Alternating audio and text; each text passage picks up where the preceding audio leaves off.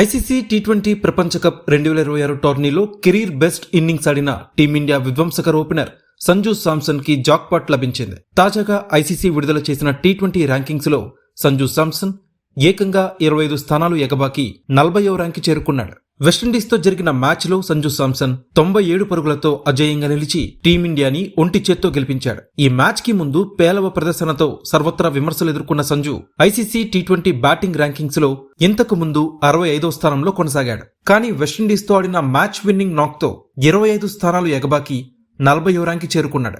మరోవైపు Abhishek Sharma 874 rating points తో T20 ప్రపంచ నంబర్ 1 బ్యాటర్గా తన స్థానాన్ని నిలబెట్టుకున్నాడు. కానీ అభిషేక్ అగ్రస్థానం డేంజర్ జోన్లో నిలిచింది.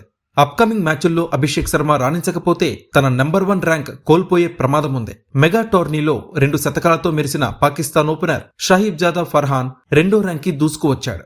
అతని కంటే అభిషేక్ శర్మ 26 రేటింగ్ పాయింట్స్ తో స్పష్టమైన ఆధిక్యాన్ని కనబర్చినప్పటికీ తర్వాతి మ్యాచ్ల్లో అభిషేక్ ఖచ్చితంగా రాణించాల్సిన పరిస్థితి ఏర్పడింది. ఇక ఈ మెగా టోర్నీలో అభిషేక్ శర్మ ప్రదర్శన ఆశించిన స్థాయిలో లేదు.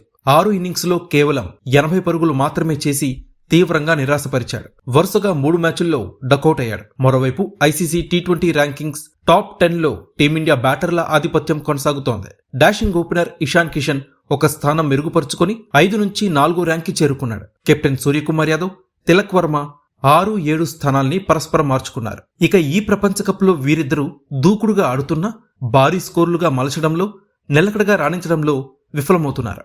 ఇక ఐసీసీ టీ20 ఆల్రౌండర్స్ ర్యాంకింగ్లో team India star player Hardik Pandya ఒక స్థానం ఎగబాకి 2వ ర్యాంక్ అందుకున్నాడు. పాకిస్తాన్ ఓపెనర్ సాయిమ్ అయూబ్ 3వ స్థానానికి పడిపోయాడు.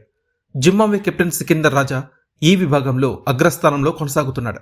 వెస్టిండీస్ ఆల్రౌండర్ జేసన్ హోల్డర్ 11వ స్థానానికి, న్యూజిలాండ్ కెప్టెన్ మిచెల్ శాంట్నర్ 12వ స్థానంలో కొనసాగుతున్నాడు. ఇక బౌలర్ల ర్యాంకింగ్స్ లో హర్షదీప్ సింగ్ 6 స్థానాలు మెరుగుపరుచుకొని 13వ ర్యాంక్కి చేరుకున్నాడు. జింబాబ్వేపై 24 పరుగులిచ్చి 3 వికెట్లు తీయడం అతనికి కలిసొచ్చింది. సౌత్ ఆఫ్రికాపై 2 వికెట్స్తో రాణించిన జస్ప్రీత్ బుమ్రా ఒక స్థానం మెరుగుపరుచుకొని 7వ స్థానంలో నిలిచాడు. 3 సూపర్ 8 మ్యాచ్ల్లో ఒక్కో వికెట్ పడగొట్టిన వరుణ్ చక్రవర్తి తన అగ్రస్థానాన్ని పదిలంగా ఉంచుకున్నాడు.